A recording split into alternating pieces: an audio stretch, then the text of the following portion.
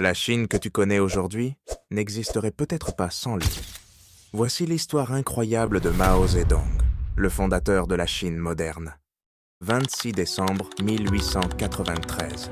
Dans un petit village du Hunan, en Chine, un enfant vient au monde. Il s'appelle Mao Zedong. Issu d'une famille de paysans aisés, il grandit dans une Chine en plein chaos, déchirée par les guerres, les famines et l'humiliation étrangère. Très jeune, Mao rêve de changement.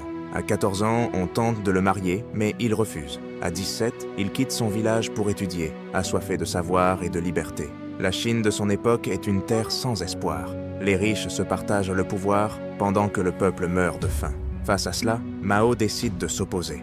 Il plonge dans les livres, la philosophie et le marxisme. Il rêve d'une Chine nouvelle, une Chine où les paysans, les ouvriers, les oubliés écriraient leur propre histoire. Une Chine qui retrouverait son authenticité, loin de la corruption des élites, proche des racines populaires. Mais ses idées dérangent. À 34 ans, il est pourchassé, considéré comme un rebelle.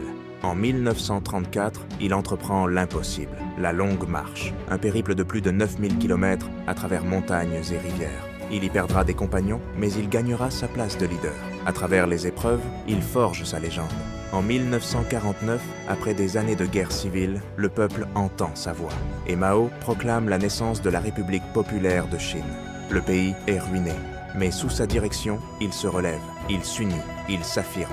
Il appelle à un retour aux sources, à une Chine simple, forte et authentique. Ses choix seront parfois tragiques. Des millions d'âmes tomberont lors du grand bond en avant de la révolution culturelle. Mais pour des millions d'autres, Mao reste celui qui a rendu à la Chine son orgueil perdu.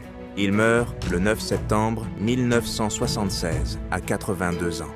Aujourd'hui encore, son nom fascine, interpelle. Mao Zedong.